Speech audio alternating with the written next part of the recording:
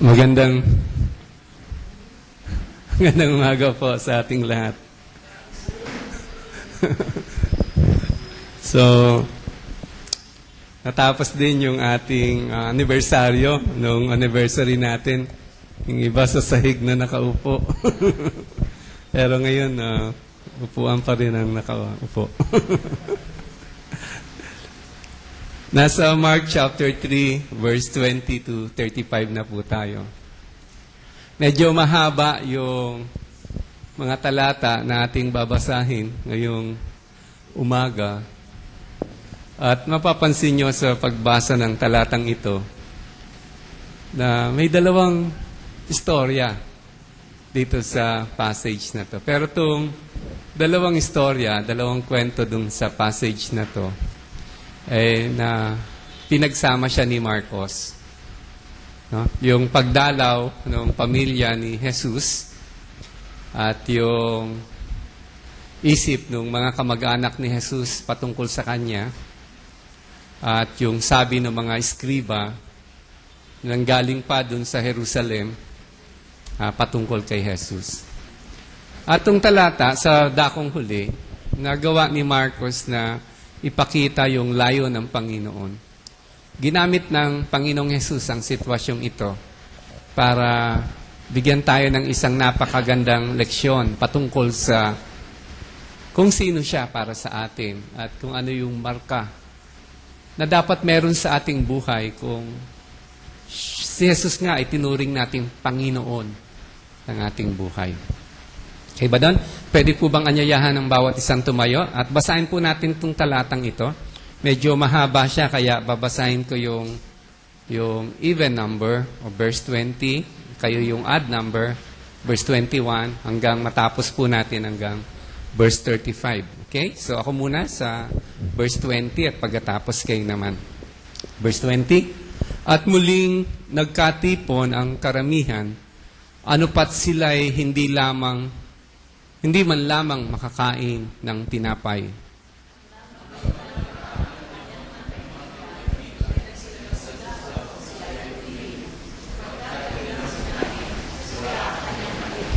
At sinabi ng mga eskriba na nagsibaba mula sa Jerusalem, nasa kanya si Beelzebub, at sa pamamagitan ng prinsipe ng mga demonyo ay nagpapalabas siya ng mga demonyo.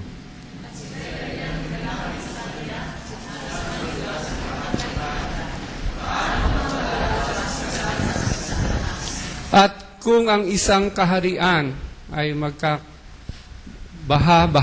laban sa kanyang sarili, hindi mangyayaring makapanatili ang kahariang yaon.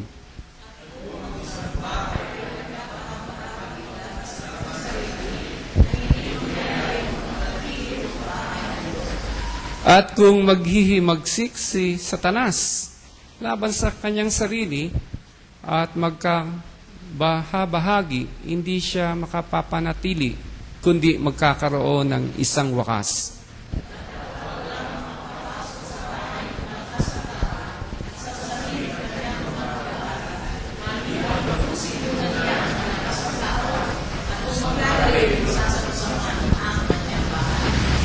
Katotohanan, sinasabi ko sa inyo, pinatatawad ang lahat ng kanilang mga kasalanan sa mga anak ng mga tao at mga kapusungan nila kailan may sila'y mga pagsalita ng kapusungan.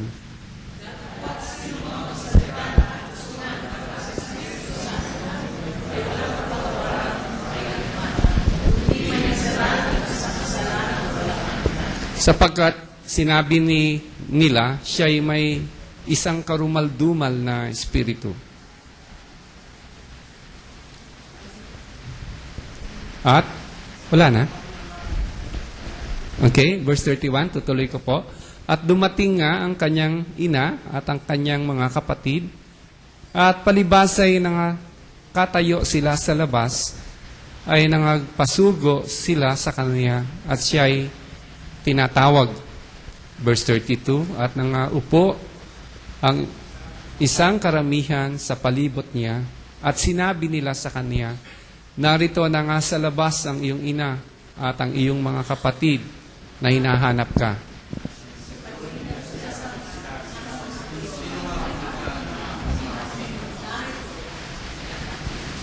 At paglingap niya sa nakaupo sa palibot niya, ay sinabi niya, narito ang aking ina at aking mga kapatid. Verse 35, sabay-sabay po tayo. Ito'y ang aking kapatid na lalaki at aking kapatid na babae at ina. Dakilang Diyos, ang hiling po namin ang karunungan ng galing sa iyo. Basbasan mo ang aming pag-aaral sa mga sandaling ito sa pangalan ni Jesus. Amen. Makakaupo na po tayo. Medyo mahaba yung ating talata na binasa ngayong umaga. At sabi ko nga po kanina, ito po ay dalawang istorya. Pero itong pangalawang istorya ay binalot sa loob, parang sinandwich dun sa loob, dun sa naunang istorya patungkol kay Jesus at sa kanyang pamilya o kamag-anak. Tandaan po natin dun sa chapter 3, nung inumpisahan ng chapter 3, makikita na natin dito yung mga tugon ng tao dun sa ministeryo ni Jesus. Hindi po ba dun sa umpisa na kita natin, pagkatapos nilang nakakita ng mga kamanghamanghang bagay na ginawa ni Jesus, mga milagro, pagpapagaling, yung kagalingan niya sa pagtuturo, no?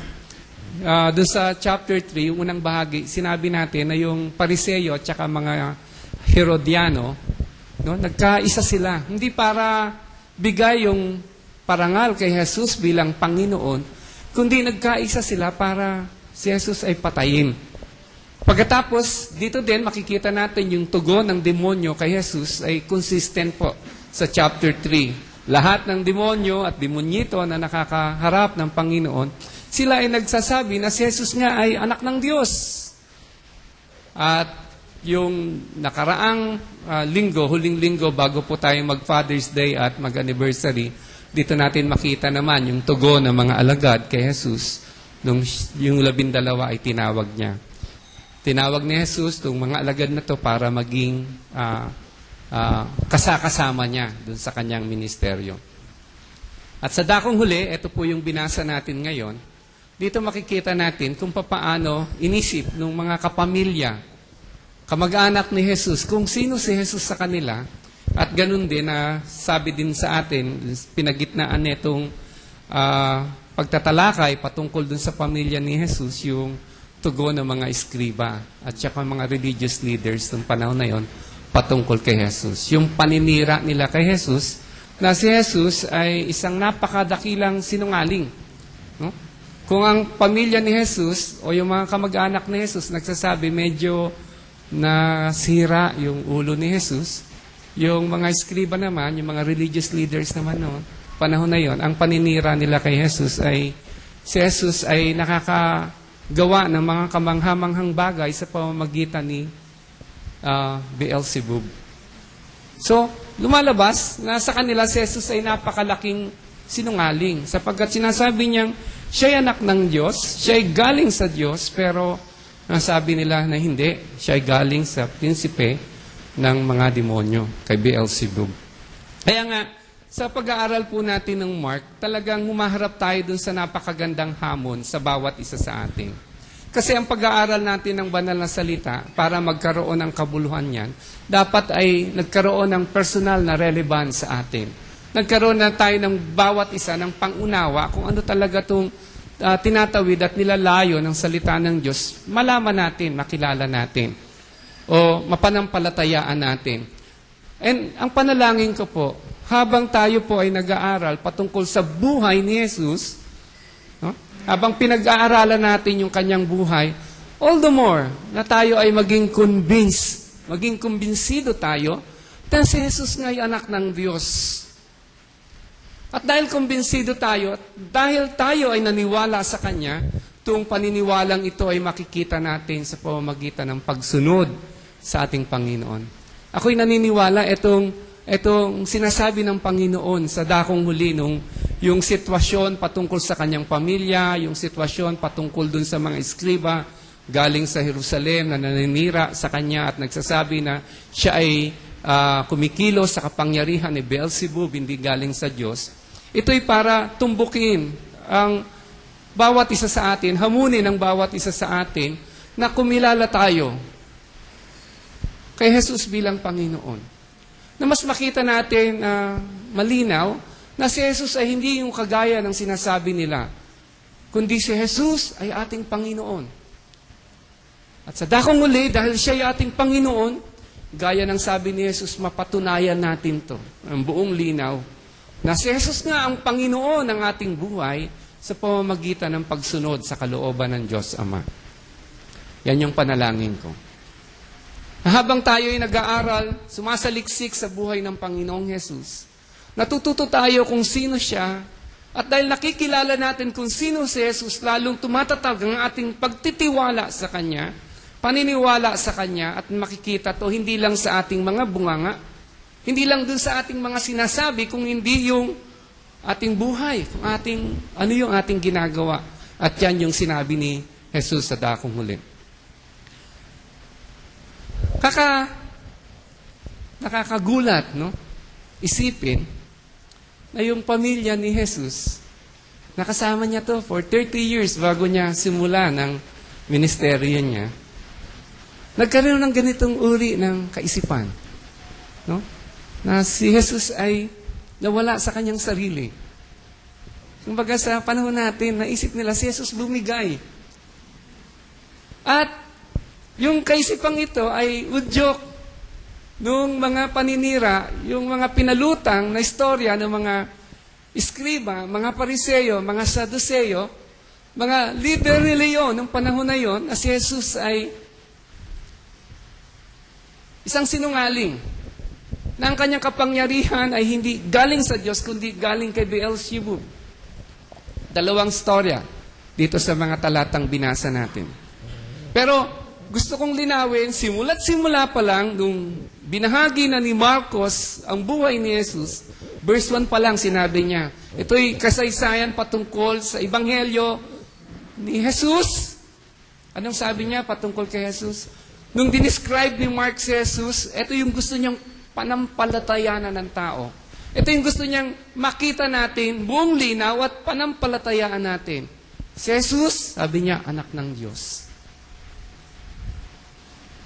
At yan yung katotohanang inaangkin ni Jesus, na siya'y anak ng Diyos, na kung sino man na nakakita sa Kanya, nakakita na rin sa Diyos Ama, na siya ay may kaparehong naturalesa dun sa Diyos. Kaya nga sa panahon natin ngayon, may mga tao na nagsasabing hangang-hanga sila kay Jesus bilang isang mabuting guro. Hangang-hanga sila kay Jesus bilang isang magaling na religious leader. Alam niyo, mali po yung ganong kaisipan. Binababa natin si Jesus dun sa inangkin niya kung sino siya. Hindi tayo pwedeng magkaroon ng ganong klaseng pananaw kung si Jesus ay Panginoon natin. Hindi lang siya isang magaling na leader, hindi lang siya isang magaling na guro, hindi lang siya isang napakataas na moral na tao, kundi sinabi ni Jesus, at ito yung magandang makita natin, na siya ay anak ng Diyos. At siya ay Diyos. Ito yung pananampalataya na hanggang sa panahon ngayon, yung mga taong nakakita ng kanyang himala, yung mga taong napagaling niya, yung mga taong namangha nung si Jesus ay nagturo, hindi pa nila ito nakikita. Sapagkat hanggang sa panahon na ito, wala pang sino mang tao ang nagsasabi na si Jesus ay Diyos, na si Jesus ay anak ng Diyos. Marami sa kanila nagsisiksikan, humahanga kay Jesus dahil doon sa kanyang ginawa. Marami sa kanila nung narinig ang pagtuturo ng Panginoon, na mga sila. At naunawaan nilang walang sino man ang kailanman sa mga guro nila nung panahon noon hanggang sa panahon ni Jesus ngayon na nakapagturo ng ganung may kapangyarihang pagtuturo. Pero dahil ang tao sa kanyang puso, sa kanyang sarili, hindi niya kayang lumapit sa Panginoon dahil ang kanyang puso ay bulag. siya ay nabubuhay sa kadiliman. Sabi nga ni Jesus na kung hindi kayo tulungan ng Santong Espiritu, makita ang katotohanan ito sa sarili mang ng tao, sa kanyang sarili, hindi tayo magkakaroon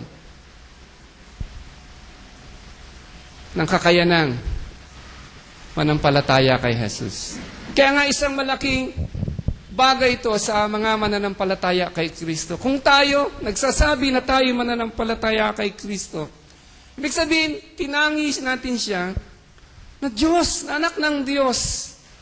At itong katotohanan ito, sabi nga ni Jesus kay Pedro, hindi sasabihin sa atin ng tao, kundi ang Espiritu ng Diyos ang kumilos sa ating mga puso upang dalhin ang katotohanan ito. At ngayon, dahil may katotohanan ito, na ito sa ating buhay, ito yung tunay na nagbabago sa atin. Kaya dito sa passage na to, magandang manalamin tayo, manuri tayo. Kasama ba tayo? Mga tao nagsasabing siya ay nawala sa sarili? Si Jesus? Kagaya ba nung kamag-anak niya? Nagsasabing siya ay nawala sa sarili? O kagaya tayo ng mga religious leader, mga eskriba, mga tagapagturo ng panahon na yon, na nagsasabi siya ay tinutulungan ni Beelzebub. Ang kanyang kapangyarihan ay galing sa demonyo. O kasama tayo. Nakaupo tayo ngayon sapagkat ito yung pagtitiwala natin. Na si Jesus nga ay siya nga, gaya ng sinabi niya. Siya yung Panginoon. At dahil Panginoon, siya yung nasusunod sa ating mga buhay. Alam niyo po, malinaw na malinaw sa bagong tipan na si Jesus ay hindi nasiraan ng ng ulo. Hindi siya baliw. Walang mga baliw na nakakapagpagaling ng mga may sakit. Bumuhay ng patay.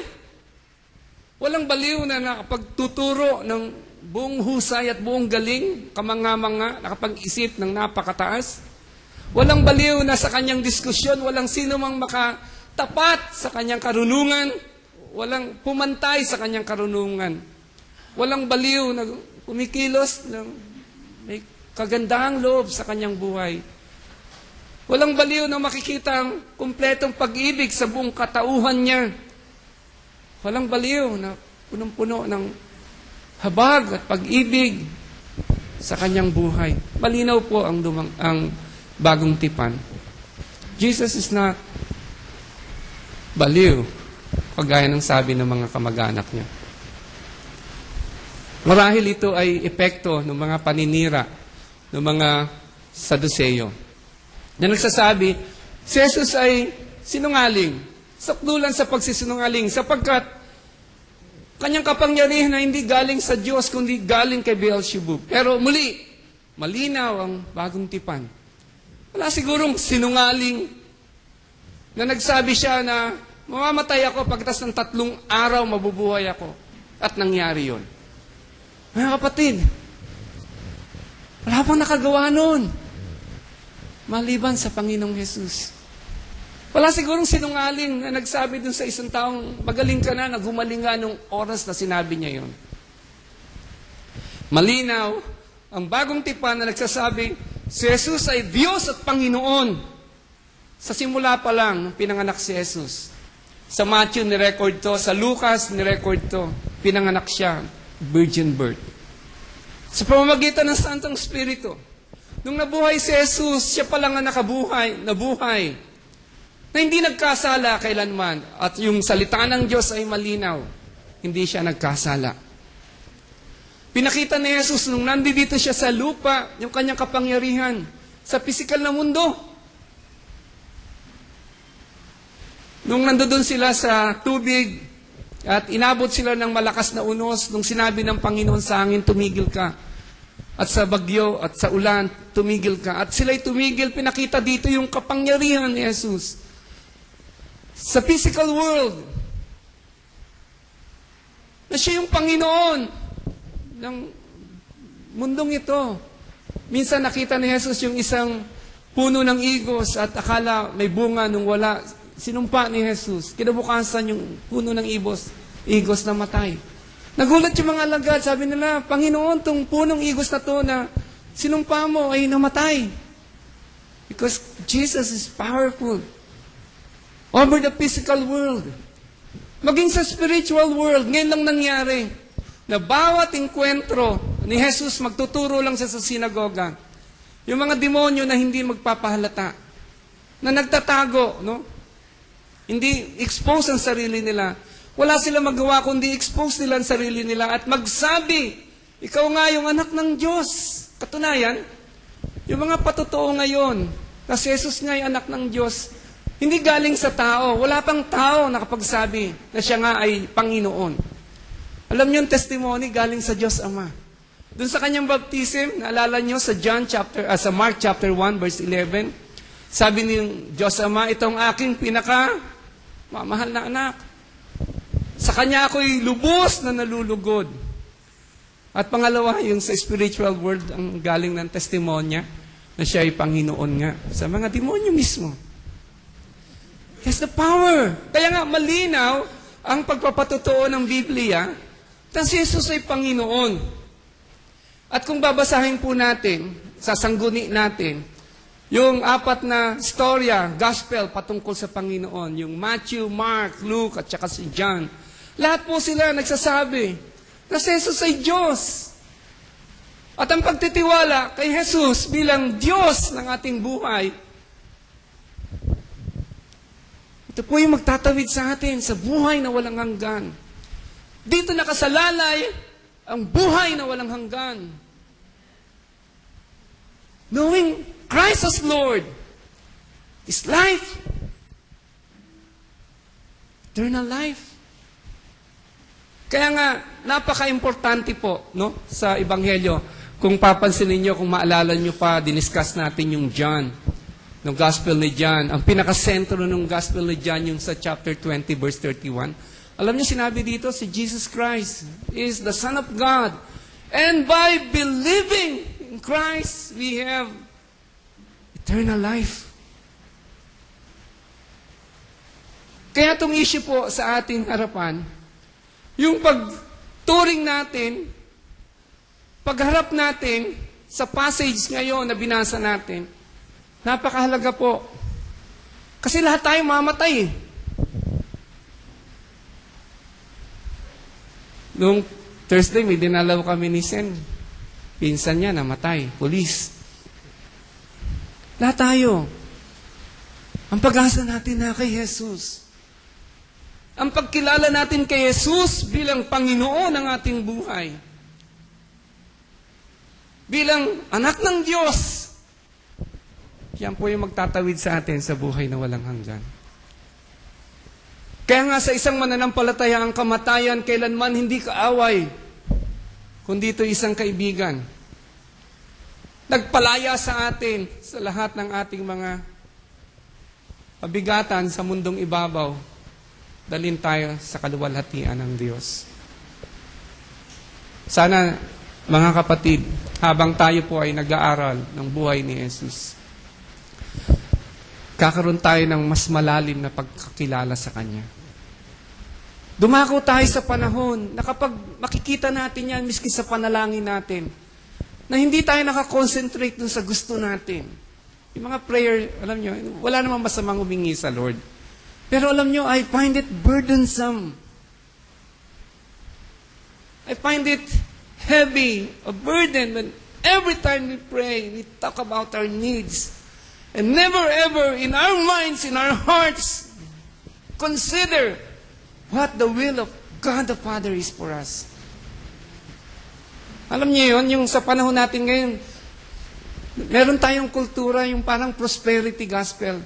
Parang sinasabi, basta ang kinin mo sa iyo yan. Parang ang Diyos, hindi siya talagang Panginoon, kundi siya yung makapangyarihang hinihingian natin ng lahat ng ating mga pangangailangan. Hindi siya Panginoon natin, kundi pahingi noon tayo sa Kanya. Laging hingi. Pero, hindi natin tinangi sa buhay natin yung katotohanan na si Jesus ay Diyos at siya'y Panginoon. At dahil siya'y Panginoon, dapat siya'y nasusunod sa ating buhay. Kakatuwa ang galing ni Mark bandang huli. yung storyang ito, makita niya kung papaano si Jesus dinala yung mga tao dito sa ganitong katotohanan. Sa mga paninira sa Kanya, sa mga maling konklusyon patungkol sa Kanya, dinala pa rin ni Jesus sa mga tao sa katotohanan ito. Pagtitiwala sa Kanya bilang anak ng Diyos sa magdadala sa kaligtasan. Na ang pagtitiwalang ito ay makikita sa pamamagitan ng pagsunod sa kalooban ng Diyos Ama. Amen po ba? Kaya nga, dito sa chapter 3, medyo matagal-tagal na po ang ministeryo ni Jesus. Nagsimula siya 30 years old. Sinimulan niya ang kanyang ministeryo doon sa Judea, sa Jerusalem. Pumunta siya doon. Nilinis niya yung templo. Doon nagsimula po yung ministeryo niya pagkatapos na siya ay mabautismuhan ni Juan Bautista. At pagkatapos sa Jerusalem, bumalik siya doon sa Galilee. At dito sa Galilee, ang headquarters niya ay parang sa Capernaum. Dito siya nanatili, dito sa lugar na to. At ang bahay na naging prominente sa pagkakataong ito, yung bahay na sa una pa lang sinabi natin, ito yung bahay ni Pedro. Kaya nga, malaki po yung posibilidad. Dito pa rin, ito yung bahay pa rin ni Pedro na yung bahay na sinabi ng talata natin na binalikan niya. Dito siya bumalik, hindi siya bumalik sa Nazaret, kung hindi, bumalik siya dito sa bahay na ito. At maaaring ito pa rin yung bahay ni Pedro. Alam niyo, malaki nga yung posibilidad na ito rin yung bahay na tinuklap yung bubong. Nung binaba yung paralitiko, maalala niyo yun? Ito yung bahay na yon at ito yung nasa Capernaum. Ito yung pagkatapos ng mahigit 1 taon ng ministeryo ng Panginoon. At dito sa mga panahong ito, makikita natin na si Jesus, pinagaling niya lahat ng sakit. Lahat ng may sakit na pumunta sa Kanya. Sabi ni Lucas, lahat sila ay pinagaling ng Panginoon. Of course, yung nakalapit sa Kanya, no? May mga may sakit pa rin sa ibang lugar. Pero doon sa particular na lugar na yon, yung Galilee, yung Capernaum, lahat na may sakit doon na lumapit sa Kanya, pinagaling lahat. Lahat ng demonyo nakainkwentro niya doon, lahat sila nagpasakop. Hindi man nila gusto. Bumaba sila doon sa kanilang mga pagsuko o pag-submit sa Panginoon. Kaya nga nung chapter 2, nung pinagaling ng Lord yung isang taong paralitiko, nung sinabi niya ang iyong kasalanan ay pinatawad na, at pagkatapos nun ay lumakad na yung paralitiko at siya ay magaling na, maraming mga tao nun namangha. Sabi nila, kailanman hindi pa kami nakakita ng ganito. Oh, shucks! Sabi nila, OMG! Sa panahon natin ngayon. Shucks sila. Pero, tama yung conclusion ng mga tao. Imposibleng hindi sa pamamagitan ng Diyos itong katotohanang nangyaring ito. Ito galing sa Diyos. Pero alam niyo mga kapatid, kahit mangha sila sa pagtuturo ng Panginoon, kahit mangha sila doon sa mga milagro na ginawa ng Panginoon, wala pa. Hanggang sa pagkakataon na to, wala pang ni isang tao ang nagsabi na si Jesus ay Panginoon. Yung Diyos Ama pa lang, doon sa bautismo ni Jesus, at saka yung mga demonyo na pinapalayas ni Jesus doon sa tao. Kung babasahin niyo po, pagpapatuloy ng Marcos, may unang nagsabi na si Jesus ay anak ng Diyos. Alam niyo kung sino? Yung centurion. Isang Gentile sa chapter 15. Pero all the while, ito yung sinasabi ni Marcos, ito yung tungkol sa istorya, mabuting balita ni Jesus, ang anak ng Diyos. Kaya nga, ang paliwanag dito kung bakit parang na-miss ng mga maraming tao itong ganitong katotohanan, nasa John chapter 12 verse 37. Sabing ganon, despite the signs, they did not believe. Kahit na nakita na nila yung tanda, yung iba nga naghahanap pa, pakita ka ng mga tanda, Panginoon. Milagro, pakita mo sa amin na ikaw nga ay, yung sinabi mong ikaw nga. Ang dami ng ginawa ng Panginoon, naghahanap pa sila ng tanda. Hindi nila makita. Ang paliwanag po dito, ang puso ng tao ay sukdulan sa pagiging maitim. Our hearts are dark because of sins.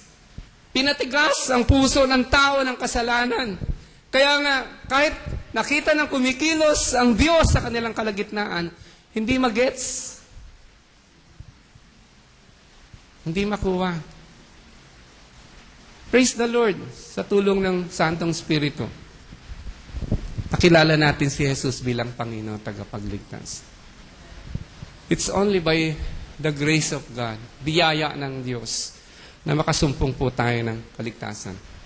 Pangalawang dahilan kung bakit hindi nila mag-gets na si Jesus ay Panginoon nga, yung sa John chapter 12 verse 42. Nakita nila na ito'y gawa ng Diyos, pero natakot sila dun sa mga leaders nila. Fear of man. Kasi ang religious leaders, kapag nakitang kinukonfess nila, nagtitiwala sila na yung ginagawa ni Jesus ay gawa ng Diyos, ay tanggal sila sa sinagoga. Maalala niyo dun sa John chapter 8 or 9, yung tao na baldado since birth, yung pinagaling ng Panginoon. Natakot yung mga nanay, magugulang niya, na sabihin, anak nga namin yan, baldado yan nung pinanganak, pero ngayon hindi na. Natakot silang confess na anak nga nila yon kasi baka palayasin sila sa sinagoga. Fear of man. Takot sa tao. Kaya nga marami sa panahon natin ngayon, yan din yung dalawang pangunahing dahilan kung bakit hindi natin makilala. Ayaw nating tanggapin ng buong katotohanan na si Jesus ang Panginoon ng ating buhay. Siya ay Diyos. No? Yung puso, hindi kayang mabago yan sa pamamagitan ng ating sarili. Pangalawa, takot tayo sa tao. Takot tayo sa best friend natin. Ano sabihin nila? Diba? Takot tayo dun sa mga classmates natin. Sabihin, baliw na tayo. Ano tayo yung mga tawag dito? Ha? Weird. Weird. Takot tayo sa sabihin nila. Kaya minsan, ang mga Kristiyano, namamangka pa sa dalawang ilog. So ito yung dahilan. Internally, their hearts are dark. Externally, they are afraid of man.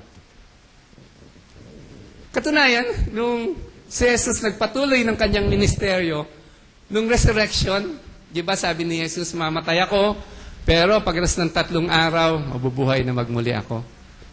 Hintayin niyo ako dun sa, punta kayo sa Galilee. Nung resurrection ni Christ, ilang tao nagpakita doon? Malala nyo? 500 lang. And daming sumusunod kay Christ. Pero 500 lang yung nagpakita. Pero nung sabi ng Panginoon sa kanila, sige, hintayin niyo yung pangako ng Diyos Ama, yung banal na Espiritu. Pumunta kayo sa Jerusalem. Doon yung hintayin sa upper room. Yung time na yun, ilan yung naghihintay doon sa pangako ng Ama? 120. It's really by the grace of God that we are saved, not by ourselves. It is an act of God. Kaya nga, dito, pagkatapos makasama nung mga pamilya niya si Jesus, kasi lumaki si Jesus sa kanila di ba? No? Dahil nga sa mga maling mga sabi ng mga religious leaders ng panahon na yon, at dagdag mo pa yung pagiging maitim ng puso ng tao, pagiging wala niyang kakayanan na tanggapin ang katotohanan ng Diyos, maliban na ang Santong Espiritu ang mag-convict sa kanya. Itong mga kamag-anak ni Jesus, naisip na siya ay bumigay. Na siya ay lunatic. Na siya ay nawala sa kanyang sarili. Na siya ay naging mental case. Marahil 30 years kasama nila ang Panginoon, nakita nila may iba talaga sa karakter ng Panginoon. Iba siya. Malinis ang kanyang buhay, perpekto ang kanyang pagkatao. At iba siya sa kanila. Kaya nga sa mga pagkakataon nito, baka naisipan nila, naku, bumigay si Jesus dahil iba sila.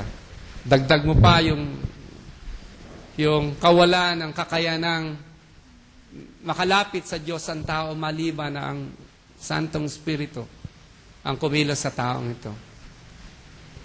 Dagdag mo pa dito yung mga sabi-sabi ng mga eskriba, mga religious leaders, yung mga pressure na ginagawa nila sa tao. No? Yung mga paninira nila, panlalait nila kay Jesus. At sa pagkakataong ito, panlalait na si Jesus ay kumikilos sa kapangyarihan ni Beelzebub. At siya'y nagsisinungaling sapagkat hindi galing sa Diyos ang kanyang kapangyarihan, kundi galing sa demonyo. Dagdag pa natin yan. Kaya nga yung family, taga Nazareth sila. Ang Nazareth, kung Capernaum ay nasa north, ang Nazareth sa bandang south yan. Walking distance lang naman. Pwedeng lakarin. Kalimutan ko kung ilang kilometro ang distansya ng Nazareth sa Capernaum. Pero dahil sa mga nabalitaan nila, nagkaroon sila ng ganitong pananaw at ngayon ay nandoon sila sa Capernaum. Doon sa bahay na tinuluyan ni Jesus, na kung saan makikita ang taong nagsisiksikan, taong napakadami, sobrang dami na maging ang mga alagad at ang Panginoong Jesus, hindi man lang sila makakain ng tinapay. They are concerned. At sabi dun sa nabasa natin, they want to seize Jesus. Yung gamit na to ay ito yung salitang dakpin, hulihin. Yung dali ng persahan, ito yung ginamit nung si John the Baptist ay nakulong. Ito yung salitang ginamit nila. Ito yung gustong gawin nila kay Jesus.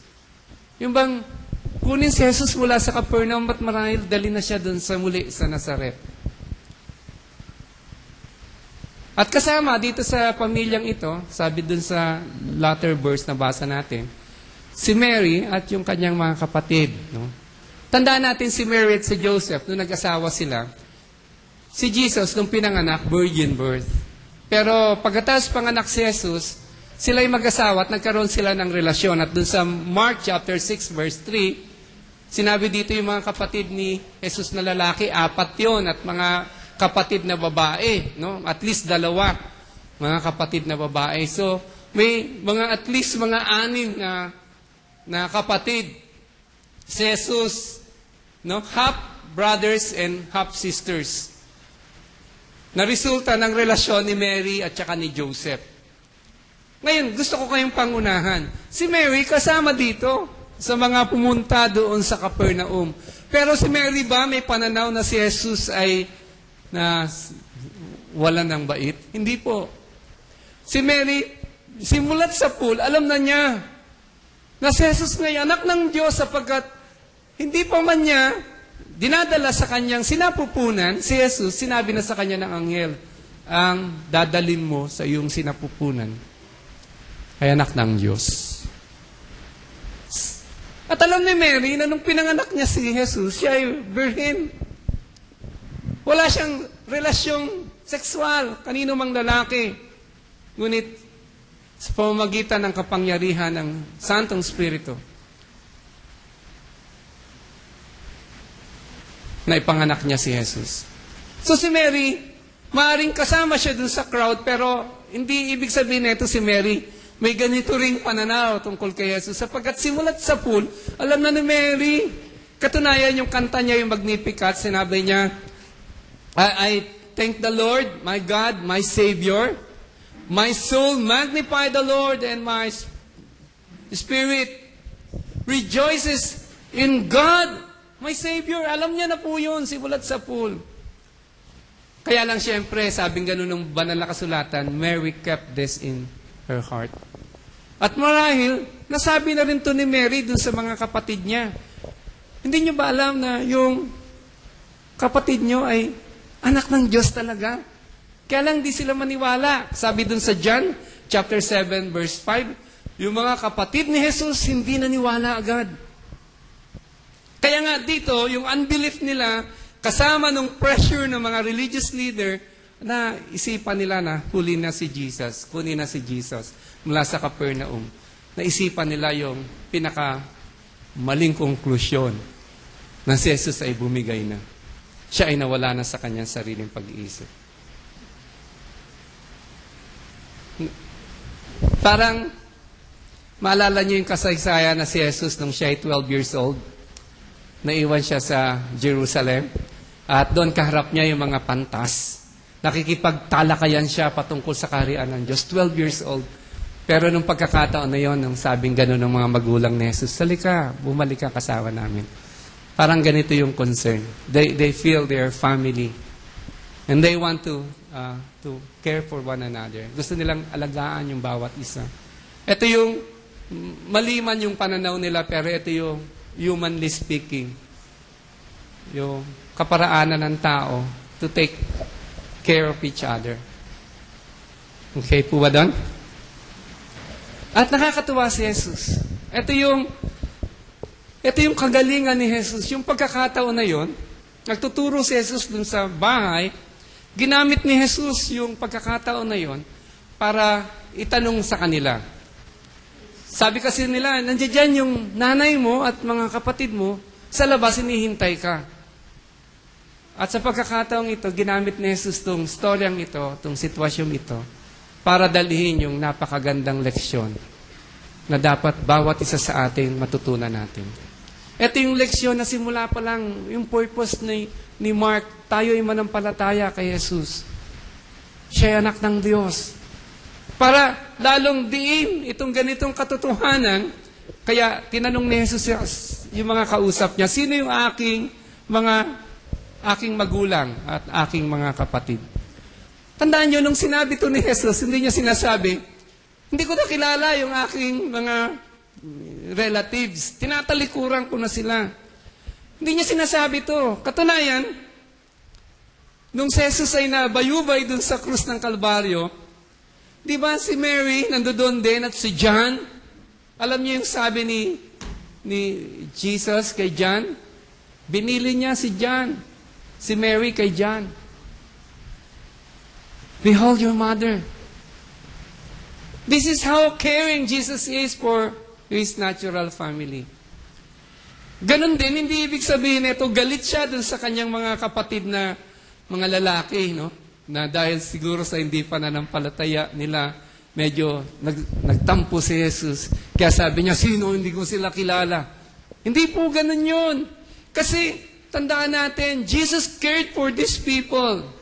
Kaya nga, kung papansinin niyo sa Acts chapter 1 verse 14, yung kasama sa 120 na naghihintay dun sa pangako ng Ama. Alam niyo kung sinong kasama doon? Sabi dun sa Acts, kung nandiyan dyan, wala naman ata. Acts 1:14, kasama doon yung si Mary at saka yung mga kapatid niya. Kung ang pananaw nila noon ay si Jesus ay bumigay, no? Na baliw, na wala sa sariling katinuan. Pero yung maling konklusyon nila ng mga panahong ito, ilang buwan pa lang makakalipas mula ngayon, o taon mula ngayon, na bago ang ganong kaisipan. Sapagkat, ang pagmamahal ni Jesus ay para sa kanila. Jesus cared enough for every one of them that Jesus saved them too. Pero sinasabi dito ni Jesus ay itong katotohanan ito. Relationship with Jesus as Lord should be marked by obedience to the Father's will. Ang pinakamahalagang relasyon kay Jesus bilang Panginoon, itong relasyon na nagtiwala kay Jesus bilang Diyos, at itong relasyong to ay markado ng pagsunod sa kalooban ng Diyos Ama. Gusto kong makita natin ang buong linaw po, mga kapatid, itong katotohanan ito. Kasi ito yung panahon. Sa panahon natin, ito yung mensahe sa bawat isa sa atin. Ito yung katotohanan na harapin po natin. Ito yung katotohanan gusto kong ipresenta sa bawat isa sa atin upang tayo ay makapagsulit sa ating mga sarili. Na tayo sa ating pakikipagrelasyon sa Panginoon. Sabi ng Hebrews, hindi siya nahiya, tawagin tayo mga kapatid. Sabi ni Jesus, ang mga kapatid ko yung sumusunod. Ang nanay ko yung sumusunod sa kalooban ng Diyos Ama. Kaya yan yung tanong po sa bawat isa sa atin. Naharapin natin. At tayo na nagsasabi si Jesus yung Panginoon natin sa ating mga buhay, tanong po, markado ba yung buhay natin ng pagsunod sa kalooban ng Ama? Or, markado pa rin yung buhay natin, mga sarili nating kalooban at kagustuhan. Doon sa Lucas chapter 11, may isang babae doon. Nung nakita niya si Jesus nagtuturo at nakita niya yung mga himala ni Jesus, sabi ng babae, mapalad ang tiyan nagkarga sa'yo at ang dibdib na nagpasoso sa'yo. Alam niyo yung response ni Jesus sa kanya? Mas mapalad ang nakikinig ng salita. Pero hindi siya natapos doon at sumusunod sa salita ng Diyos. Obedience. Obedience to the will of God the Father is a mark.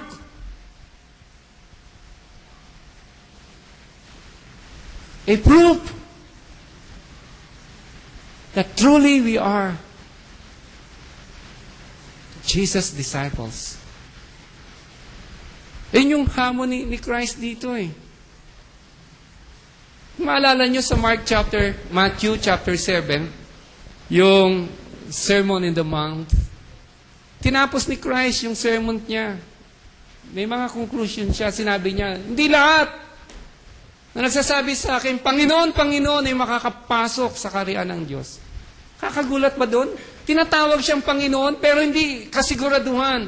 Yung pagtawag natin sa Kanya bilang Panginoon, hindi to assurance, hindi kasiguraduhan to, hindi kapanatagan para sa atin, na dahil tinawag natin siyang Panginoong Jesus, makakapasok tayo sa kaharian ng Diyos. Binigyan linaw ng Panginoon yun, kundi sila gumagawa. Sila na sumusunod sa aking salita. Kaya nga yung parable dun sa Matthew chapter 7, sabi ni Jesus, ang tao ay dalawa lang, isang matalino, isang mangmang. Ang isang taong mangmang, yan yung taong lumapit sa akin, nakinig ng aking salita, pero kwidaw ka. Hindi ginawa yung aking salita. Pwedeng mangyari yon. Christians, you think it can happen to us? Yes, nangyayari yon. Maraming mga professing Christians, pero yung buhay hindi mo makita kung talagang Panginoon nila si Jesus.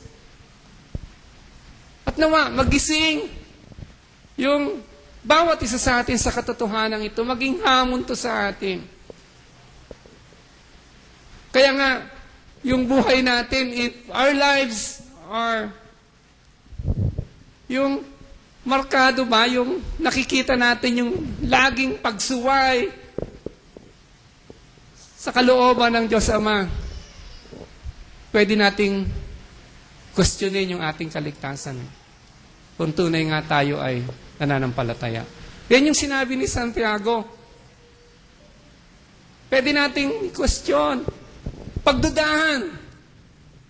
Hindi yung sa ibang pananampalataya, kundi tayo mismo. Kasi ang unang hukom sa ating buhay ay tayo mismo. Kilala natin yung sarili natin. We are not to judge others but ourselves first. Tingnan mo ang buhay mo. Tingnan natin. Manalamin tayo sa katotohanan ng salita ng Diyos. Markado ba ng pagsunod ang ating buhay sa kalooban? Kaya nga, sabi ni Jesus, ang taong matalino, siya yung lumalapit sa akin. Nakikinig ng aking salita at ginagawa itong salita ko. Ito yung taong matalino. At malalaman yan, pagdating ng unos, bumagyo, humangin ng malakas, yung taong yan ay mananatiling nakatayo. Yun po yung hamon ni Jesus. Kaya nga napakaganda itong storyang ito. Hindi na muna natin puntahan yung storya patungkol dun sa mga eskriba. Sa next Sunday na po natin talakayin yon. Yung kanilang pananaw. Yung mga eskriba na si Jesus ay sa tulong ni Beelzebub, ang kanyang kapangyarihan. At dito tinalakay din ni Jesus yung tungkol dun sa kasalanang hindi nagkakaroon ng kapatawaran. Dahil napaka-importante po ng topic na yan, next Sunday po natin pupuntahan yan. Pero dito yung sa relasyon po niya dun sa kanyang mga pamilya, yung tawag sa kanya, yung duda, yung maling konklusyon ng kanyang kamag-anak kay Jesus na siya ay nawala sa kanyang sarili. Gusto po nating bigyan ng katotohanan at konklusyon sa araw na to. Na itong mga akusasyon na to, ginamit ni Jesus para pakita yung totoong mananampalataya ay yung sumusunod sa kanyang utos, kagaya ng sabi dun sa 8:32 ng John, "If you are my disciples, you continue with my word." Diba? Kung totoong mga alagad ko kayo, kayo ay magpapatuloy sa aking salita. So John chapter 15, "If you keep my commandments, you are my disciples indeed," sabi ni Christ. Kung sinusunod niyo yung utos. Sabi ni James, "Don't be hearers only, but doers of the word." If being hearers only, we deceive ourselves, dinaya natin ang sarili natin. Hindi natin dinaya ang Diyos. Alam naman ng Diyos kung ano ginagawa natin eh. Hindi natin dinaya yung ibang tao. Maaring naisa natin sila. Kuha natin sila sa ating pagpapanggap. Pero yung pangunahing dinaya natin yung sarili natin. Eh. Diba? Nadaya mo yung sarili mo. Yan ang sabi ni James. Pero alam niyo yung good news. Yung pamilya ni Jesus, kumari, yung kamag-anak niya, may ganito silang pananaw. Yung mga kapatid niya, may ganitong pananaw na siya ay nabaliw. Pero, dakong huli, nagbago sila sa kanilang pananaw. Alam niyo ba yung writer ng James, sumulat ng epistle na Santiago? Yung Santiago ito ay half-brother ni Christ. Alam niyo ba nung pinakilala ni Santiago yung sarili niya? James, hindi niya pinakilala na kapatid ni Jesus. Ang pagpapakilala niya, slave of Christ. Nakita niya yung katotohanan ito sa turo ni Kristo na ang pinakamahalagang relasyon, hindi yung relasyon sa dugo, kundi yung relasyon natin sa Diyos sa pamamagitan ng pagtitiwala kay Jesus bilang anak ng Diyos. Pagtitiwala na makikita, masasalamin sa pamamagitan ng pagsunod natin. Nabago yung kanilang pananaw. Kung ganun man yung pananaw nila, much later, months later, nabago ito. Kasama sila dun sa naghihintay sa pangako ng Banal na Espiritu. At si Santiago, na kapatid ni Jesus, siya yung binilang bilang pastor ng simbahan sa Jerusalem. At may isa pang kapatid si Jesus, ang pangalan ay si Jude or si Judas. Siya din yung writer ng isang gospel, isang epistle. Epistle ni Jude. Siya ay kapatid din ng Panginoon. At alam niyo kung paano niya pinakilala yung sarili niya? Hindi niya sinabi, si Judas to, kapatid ni Jesus. Hindi niya sinabi. Sabi niya, si Judas ito. Alipin ni Jesus. Alipin, ibig sabihin, si Jesus ang master namin. Nakuha nila yung lesson. Si Jesus ang nasusunod sa buhay namin. Yan yung lesson sa atin eh. Nawa, ngayong umaga maging malinaw sa atin. May it be crystal clear sa bawat isa sa atin who Jesus really is to each one of us. Jesus is the Son of God. And that by believing Him as Lord of our lives, we show it by our obedience to God's Word, to the Father's will. That's the challenge. Ito yung hamon po sa bawat isa sa ating naririto. Panginoon ba siya ng iyong buhay? Siya ba ang nasusunod sa iyong buhay? Ang kanyang salita ba ay pangunahin sa iyong buhay? Alam niyo, magsaliksik po tayo. Tingnan natin yung ating mga prayer times sa Lord. Tingnan natin kung paano natin ituring ang Panginoon sa ating buhay. Tingnan po natin. Is He truly our Lord? And as our Lord, is He truly the master of our lives? It's very good at the end of the day, yung relatives ni Christ, yung brothers niya, they become servants of Christ. Ang pinaka maganda, mataas na antas na relasyon sa Diyos, pamagitan ni Kristo, bilang Panginoon ng ating buhay. Amen, church? Let's pray. Dakilang Diyos, aming Ama sa langit, kami po ay nagpapasalamat ng taus-puso sa iyo, sa iyong salita. Tulungan mo kami, Panginoon. Nang iyong salita, mga pag-aaral po namin maging hamon sa bawat isa. Dalin mo, Santong Espiritu, sa aming mga puso ang buong kalinawan. Sino si Jesus? Siya ay Panginoon ng aming buhay. At sa pagkilala ng ganitong katotohanan, nawa po, Diyos, makita namin ng aming mga munting mga buhay ay markado ng pagsunod sa iyong kalooban. O Panginoon, pagpalain mo po ang simbahang ito. Pagpalain mo ang bawat isa sa amin. Ipakita mo sa amin buong linaw, buong sigla, buong sayam.